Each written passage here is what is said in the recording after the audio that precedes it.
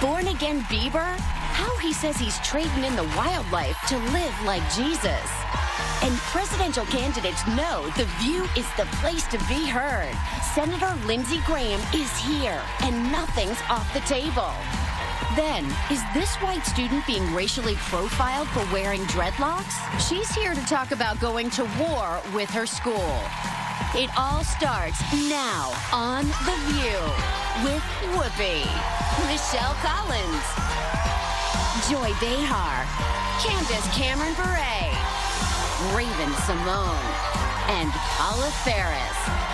Now, let's get things started.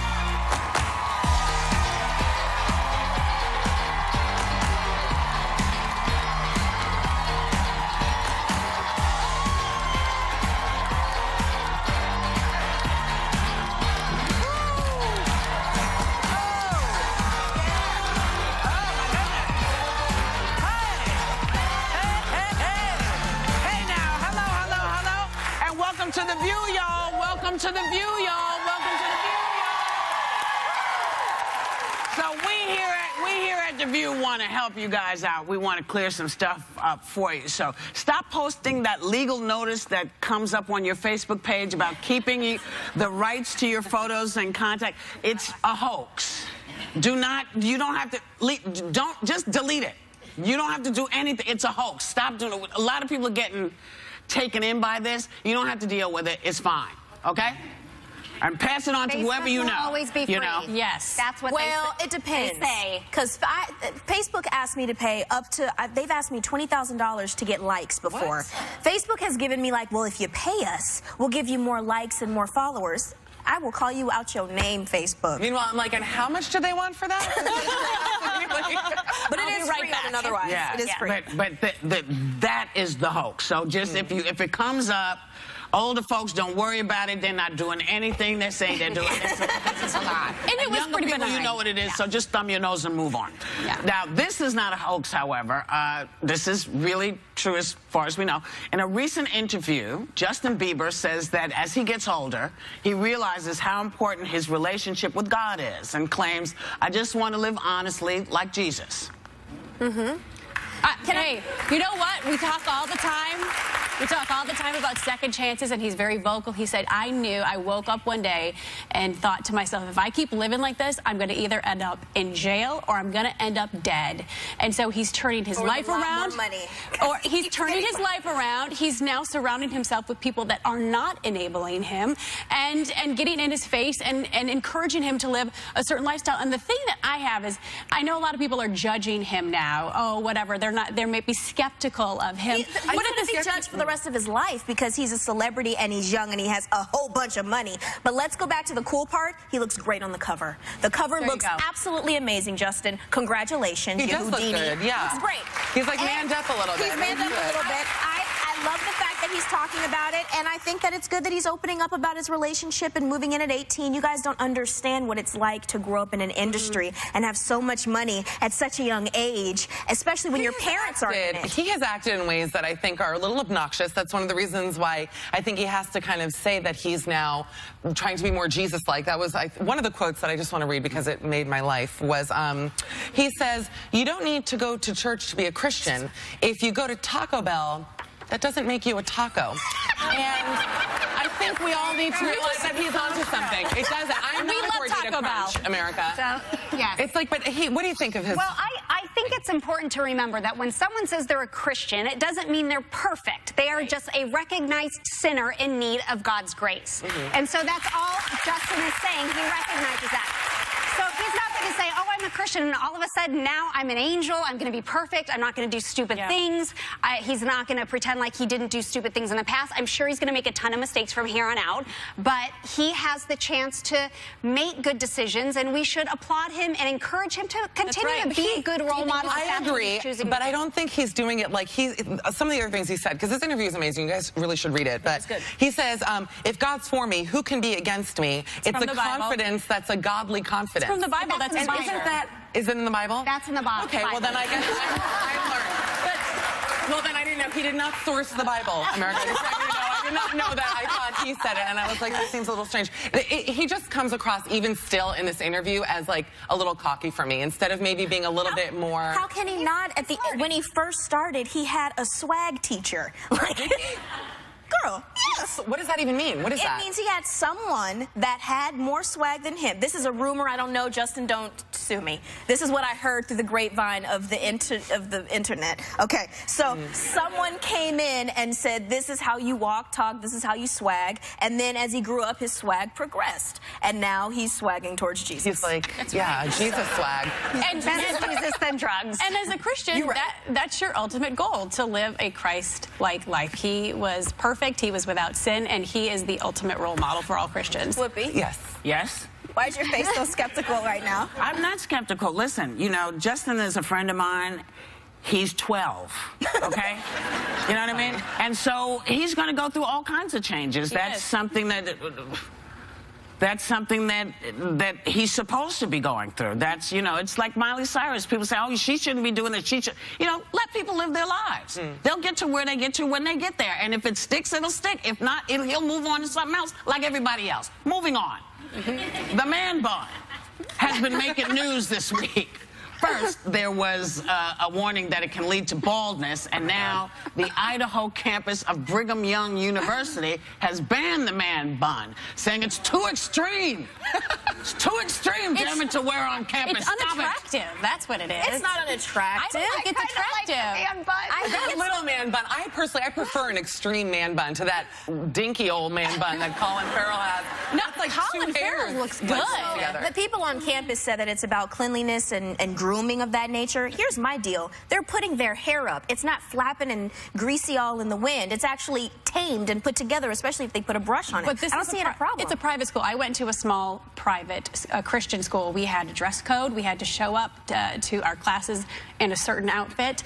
It was a dry campus. And their philosophy was, listen, you don't have to agree with the rules, but when you're here, you have to abide by them. I had friends that got kicked out of school because they drank. It's not that you had to agree with them, but when you're there for those 4 years, you have to abide by rules. Do you think the man bun is in like the old scroll from like when you're supposed to, like no drinking and no man buns? No. Like, of course not. We all have have style rules. that's right now. I actually agree with you. I think it's certainly more put together than when guys have their hair down and like greasy, like, you know, I'm we sorry. Sound like Cher and Clueless. We sound like Cher and Clueless right now. Am I wrong though? Like, no, you're not wrong. I agree with you. It's just nasty. It's a private school. They can do whatever they want. Let me tell you something. If I'm going to go to a dry campus, I need a man bun to hold me over. I don't know what I do. I'd be like... You have a heads up. I do have a heads up, you guys. Listen, shoppers, View Your Deal is such a smash hit. We broke the internet. And we're going to keep the party going a little bit longer. We partner with vendors to offer up to 78% off of the most fab finds for fall. And now it's your last chance to get in on it. So you have to go to the website and get shopping. But here's the deal. You got to buy something. Don't try to go to Twitter and get everything free. Anyway, yesterday, 2 home viewers won every single item on View Your Deal. And here they are. Congratulations to Rhythm from Hollywood, California, Hollywood, and Sherry from Cypress, Texas. And we will be right back with more Hot Topics. Matt Damon under fire. The backlash over his latest interview next.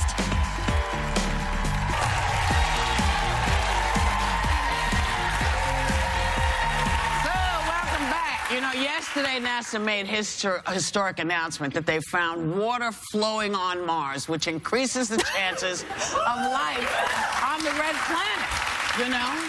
And everybody's very excited about this, you know? And my question is, so they found the water, what are they going to do? Can you drink it? Can you swim in it? I heard there's a lot of salt deposits in it. Well, right? But what kind of salt? No idea. Because we know salt on our planet. We don't know what salt on that planet is. But our ego thinks that we do, right? I guess. Well, because I guess in human thinking, that's as far as we can think. You know, we can only think the limits of what we know. But it could be something totally different up there. I'm excited to find out what it is. I would like to know more about the planet before I meet the inhabitants. Yes. I agree, and I would have liked to travel a little bit more on the largest moon of Saturn, which is Titan, because they also found water there and rocky material. Right. But I also just want to remind us all that this is not always a bad thing. I personally would love to move to another planet before we trash this one, like in the movie WALL-E. So you would be their ruler. If you moved to another planet, they would worship you. Amazing ruler. I know. It's sad to me that when they do find, because I believe in, you know, life out there in the universe, but I just am waiting for something that I can really, like, latch onto, because every time they find something, it's like a worm. I was like, oh, they found a worm. Like, I want something that I can, like, you know, have a convo with. I want a real alien. Like, I'm waiting for that moment where we can, like, I can add it on Facebook. I've seen too many movies where I'm scared of that. You know, I think that we're the aliens. I can't help it. Wait, tell us that this is actually amazing. Oh, my goodness. I'm going to get in so much trouble. Just keep your tweets and your Facebooks to yourselves.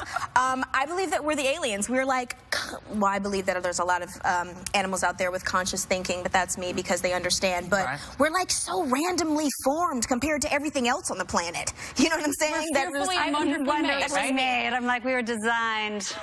Okay, I'm not wonderfully made. I'm all right. But, you were wonderful. I have, you know, not cocky. Extraterrestrial beings too, because I believe they're in the Bible and they're called angels. Yeah. See? I agree. I'd love to meet a nice. I think that they're reptilian, but that's just me.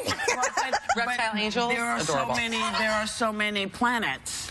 There could be all kinds of life. You know, I traveled on the Enterprise for years, so. Yes, you did.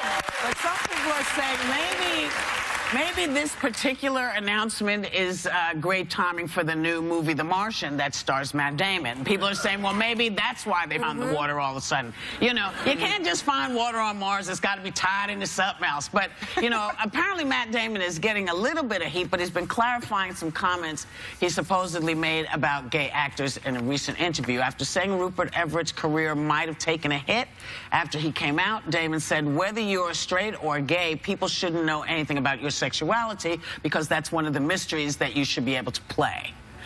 And, well, I will tell you this.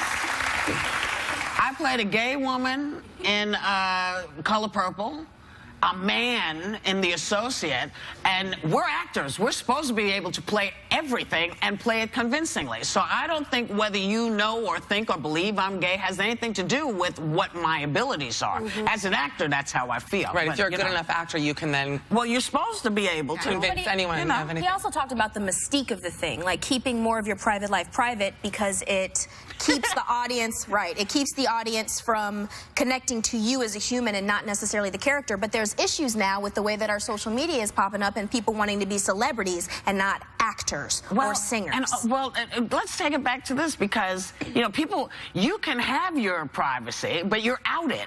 People out you. People tell your business, whether you tell your business or not. And in terms of, you know, mystique and all of that stuff, you know, you used to be able to make that choice for yourself.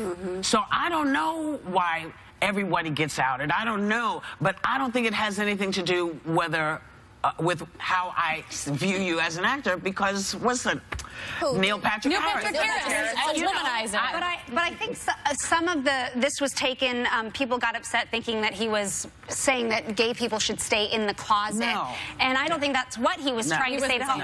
I think the point was when you're watching as a viewer, you want to be convinced. You want to be like, you want to fantasize about that, especially if it's like a romantic comedy and you're looking at a leading man and a leading woman. And as a woman, you're going, everyone be able to fantasize. I want to be that. I want to be in that. And if you know behind the scenes, you're like, but I know he's gay and he wouldn't really be into me. It takes the fantasy. But here's the thing. That's what he was when you see a Marlon Brando movie, you know it's Marlon Brando. You know it's him. Yeah.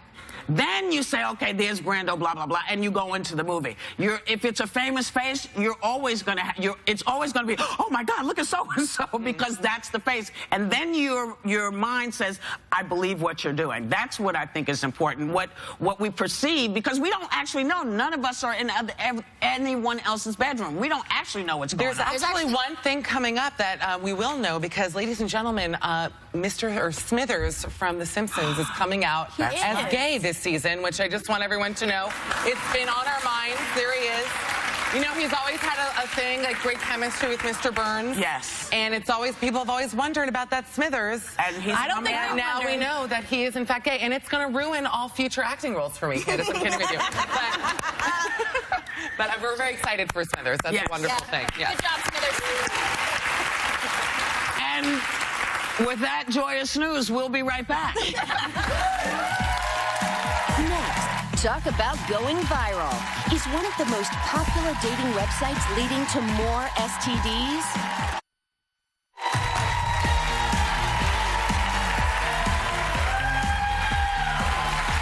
So welcome back. You know, yesterday in Hot Topics, we were talking about the internet going nuts because NBA legend Karl the Mailman Malone was using an old school flip phone at a game.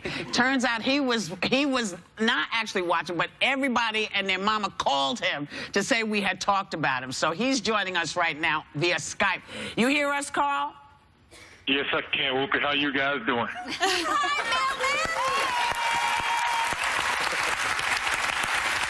Baby, people lost their minds about this flip phone. What I can't understand is that's just who I am. I'm not trying to do anything different. I just like it simple, guys. I'm a simple person. I like nice things, but simplicity. So it's my flip phone, and my flip phone can do some things that other people's can't. He's talking trash now. You are my husband's new role model. He did the same thing that you did, and he loves it. From one athlete to another. He's so grateful for you. You know the amazing thing about it? It won't butt dial anybody. Just drop calls to me when you want it to. Hey, look, when I'm out in the woods and things, right? I don't have to get all that wheat and all of that. Right. I even had backup, guys. You have a backup. I love the back. Carl, I gotta know, where do you buy such big chairs? I could use a nice big chair like that. I'm like admiring. I can't get over it. Hey, look, my wife Kate buy these or whatever, and I walk through the house sometimes. She say, "Hey, did you see that?" I'm like, "God, I love it." So You're a good husband. I have a question for you. I heard that your wife upgraded her phone, but she wants to downgrade back to flip phone status. Is that true? Well, look, I watched some comics on TV, and they said if you stay with old school long enough, it'll come back in style. So she went that route. But I tell you what, she want to go back to these now. I have a couple that she can use. But you know what? hey guys, look. All serious. I believe in the tech, and all of that, the tech market. But simplicity. Whatever happens, Back to basics. Simple things. And we're so thought up. You can't even go out to dinner with anybody without them on their phone. You can't go for a walk without people checking. My buddy in Utah, when we go hunting, he want to be checking his emails and stuff. Just keep it simple. I agree. We love it. We love you. I think it's great. We love that you keeping it simple.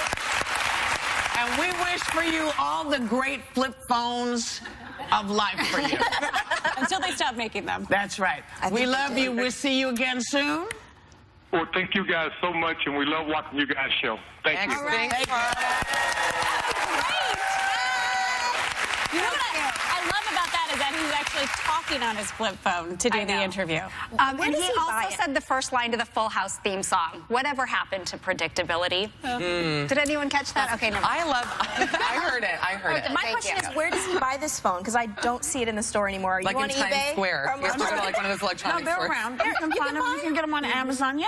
Oh, Amazon. Oh, Sorry, can't I forgot. boy. Can't say it. He brings up such a great point because we have all of these conveniences, the modern conveniences of life. But what do they do at the end of the day? They inconvenience us because we're always accessible. We're always supposed to respond. We're always on. As long as you know you're making that decision, you have every right to put that phone down.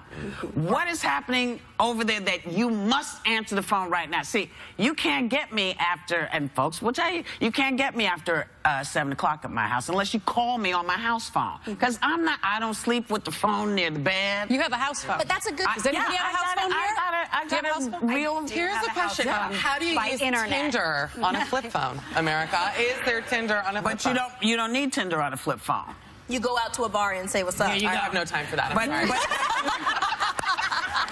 Speaking of this, you might want to know that you should be careful on things like this because apparently the dating app Tinder is demanding that a billboard is taken down that warns users about dating apps to get checked for STDs. Now, it was put up by the AIDS Healthcare Foundation, who claimed that these apps make sexual encounters so easy to have that it increases the threat of getting an STD.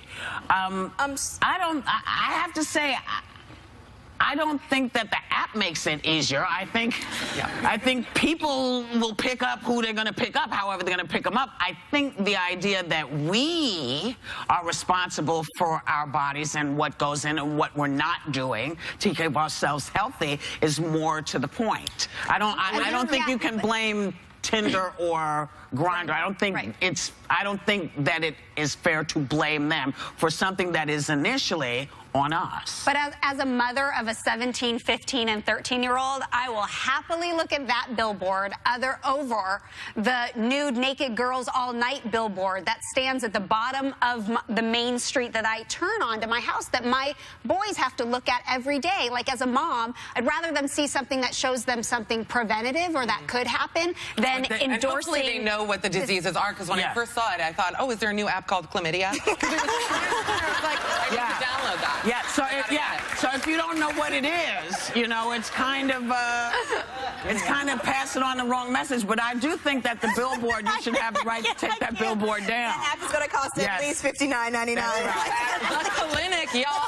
Yes. Wow. This will be an interesting transition. We'll be right back with GOP candidate Senator Lindsey Graham. Hello, Senator Lindsey Graham here. I can't wait to talk to the ladies live. Hey, live TV, anything can happen. Just wait and see. I might even give out Donald Trump's cell phone number. See how you like it, Donald. 917.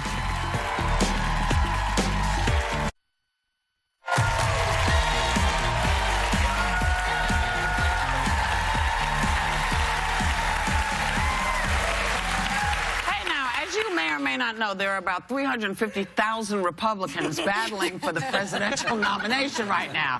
Some of them are very loud. Some of them you can hardly get a word in. So that's why we're inviting the candidates on solo so they can be heard. So please welcome back South Carolina Senator Lindsey Graham. Hey, welcome back. So now, it's nice to have you back. You know, I've never been invited back by anybody, so glad to be back. Welcome back. You know, that's what's good about The View. You know, we like you. We like you up, down, in the middle. We want people to come in and talk to us. So, you know, you're a three-time former congressman, three-term senator. Yeah. You never lost a race, but now you're struggling in this particular race. What's keeping you in? Struggling? Mm-hmm. Oh. Well, I think I would be a commander-in-chief worthy of the sacrifice of the 1% who are taking care of all of us. I've been to Iraq and Afghanistan 35 times. I've learned from Bush's mistakes, Obama's mistakes, my mistakes. And I think I'd be a commander-in-chief that could keep us safe. And if I get to be commander-in-chief, we're going to go over there and kill as many of these bastards as we can before they come here. Okay. Senator, I know Whoopi said there are about 350,000 candidates. It just feels like that. We said there's about 15. But I think the big complaint that a lot of folks have is that these debates, there's so many, you don't hear any real policy, anything substantial. So why can't some of you guys that maybe are polling lower, why can't some of them just drop out of the race and do what's best for the party? That's what I would suggest. They all drop out of the race. All of them. In case you're watching The View. But isn't there a time when you just have to say, it's not working, I'm going to do what's best for the Republican Party? Is I have been in the military most of my life. You don't drop out. You don't get a pass. You know, when you go to Iraq and Afghanistan, you're a volunteer. How many people have gone 3 or 4 times? A lot. So they're not going to quit. I'm not going to quit. You know, your generation, we're going to give you more debt than you can possibly ever pay off. Washington is broken. We're going to talk about that in a minute.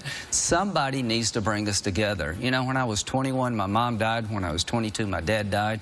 I'm the first in my family to ever go to college. Neither finished high school. We ran a bar, restaurant, pool room. That's why I'd be a good president. If it weren't for Social Security survivor benefits, my sister who was 13, we wouldn't have made it. Without student loans, we wouldn't have made it. I'm 60, I'm not married, I don't have any kids. I'd give up some Social Security to save the system. Half of today's seniors would be in poverty without a Social Security check. So I want to get on with leading the nation. No, hell no, I'm not going to drop out. But don't you feel that Republicans are sabotaging their own party right now? Look what happened with John Boehner. He was basically forced to step down because there was a lot of infighting. Don't you feel that Republicans are sabotaging the GOP right now? You know, there's a lot of infighting in both parties. Aren't you tired of the fighting? So here's what I promise you. Ronald Reagan and Tip O'Neill, one liberal, one conservative, got to know each other by having a drink. So if I get to be president, we're going to drink more. And we're going to get people in a room. Cheers to that. And we're going to say, all right, let's get on with saving the country. You know, Whoopi, you've done very well. Would you give up some of your Social Security benefits to help those who need it more than you do? I didn't even know I had any left.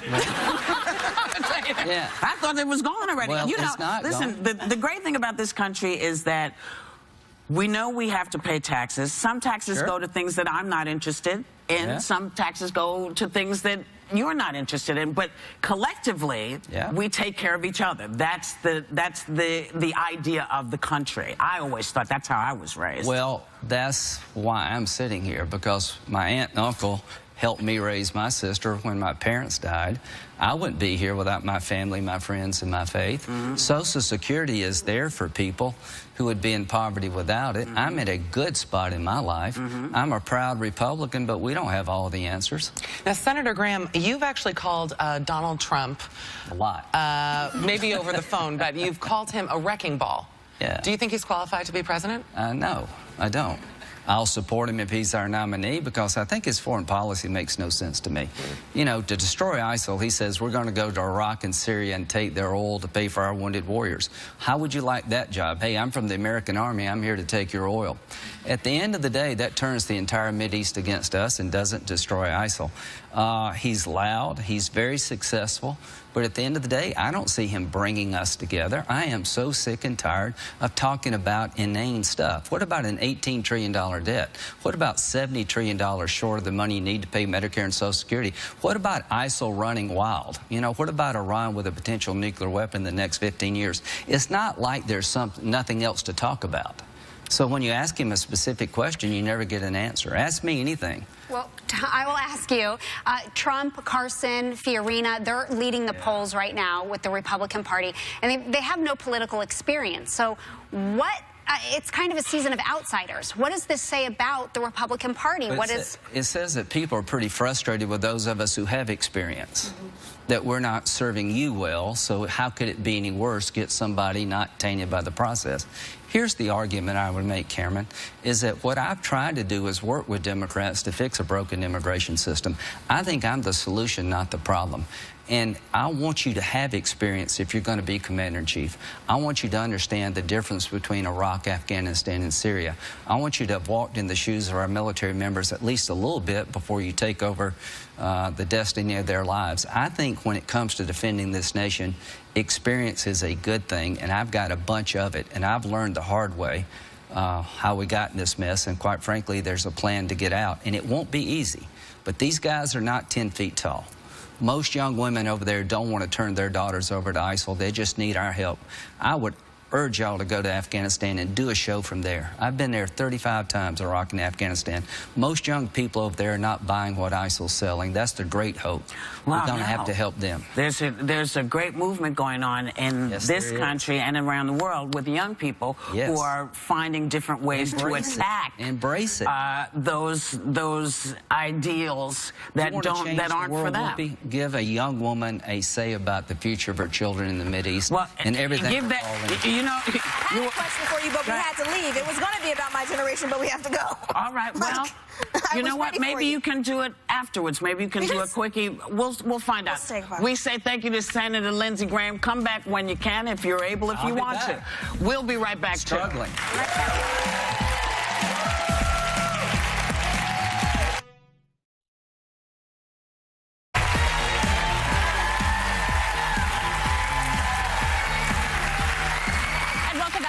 Casey Cunningham is a 9th grader who returned to her Utah charter school this September wearing dreadlocks, which school officials said is a violation of the dress code. Her mother claims that this is a clear case of racial profiling, and they're telling us why today. So please welcome Casey Cunningham and Tanya Judd, her mother.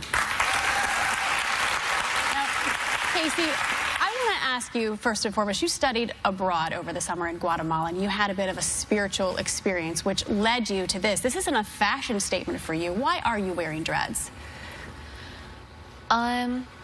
It began before Guatemala, a few years before Guatemala, and it just started with me not wanting to conform to what everybody else wanted me to be, and it led to Guatemala. It just kept on progressing, and Guatemala was really like the gateway to me wanting my dreads and like.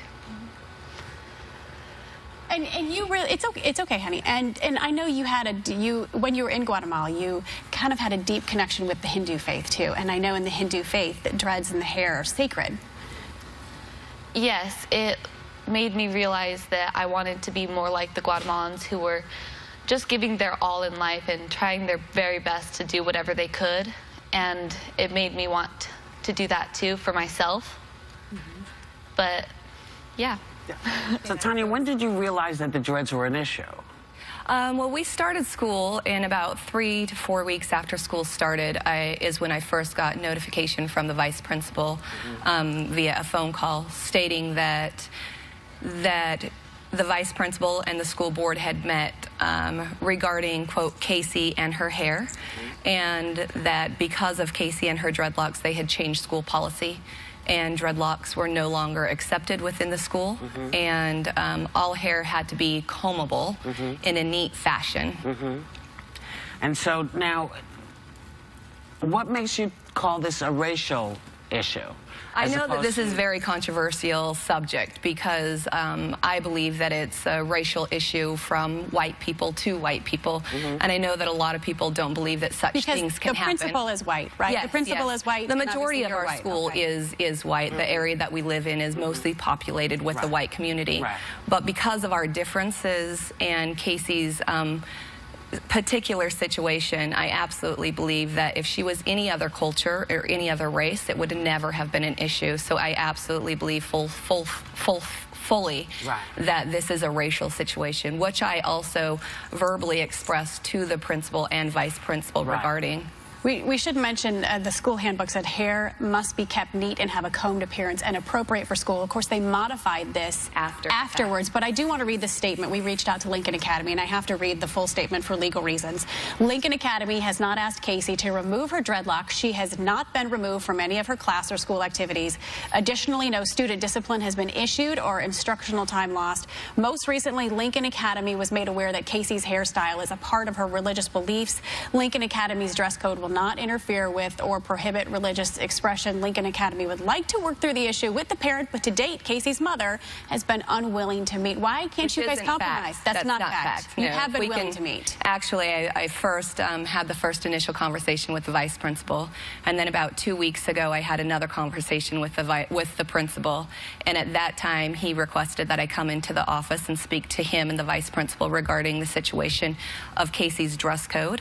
And it was the day before I had surgery. I just had surgery 2 weeks ago.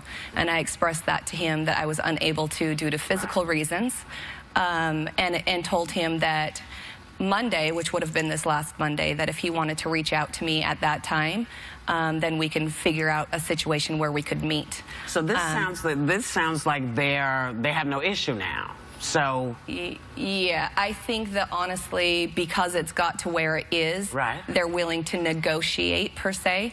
But I think that if it wasn't brought to where it is in present time, they threatened me with a school attorney.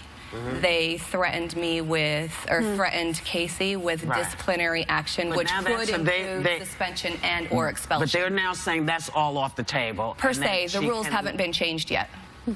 In case I'm sorry, which rules? The school rules. They're still in play. They haven't been changed yet. So even though they're stating that they're willing to meet with us regarding it, the rules are still in play, which means future disciplinary action can still happen.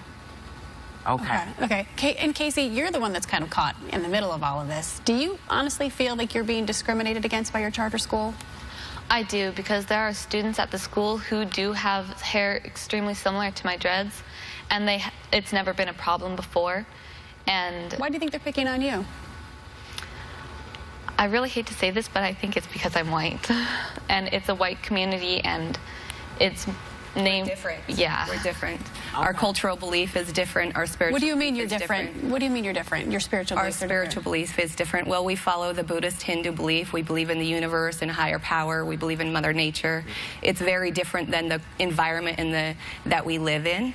And you live in Salt Lake, in Utah, which is predominantly a Mormon community. Right. So is this really a clash of religions? Religious beliefs? I think it's both. I think the differences of what Casey brought upon became a racial profiling situation because of the fact that and I know that we're not trying to dishonor any culture or take away from any other belief. When you say racial profiling, it brings to mind something completely different, because in order to racially profile, you got to be different. A different culture. But what you're talking about is more a culture clash. This is what this is. Well, we're definitely being segregated against. Absolutely. I believe it has to do with race, and I believe that racial profiling happens from white people to white people as well. Well, we know that this has not been resolved, and Casey, we wish you all the best. Mom as well. We want to thank Casey Cunningham and Tanya Judd, and we're going to be right back, everyone.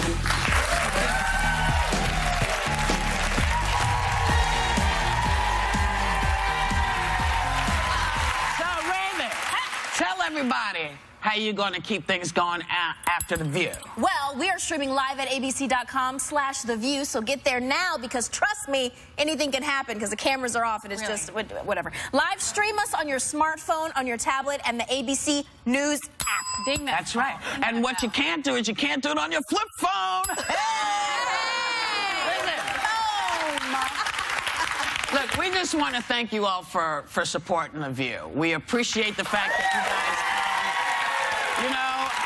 and just know there's always stories that are going to come out. 99% of them are not true. We are who we are. You are who you are. And so we wish for you to have a great day and take a little time to enjoy The View.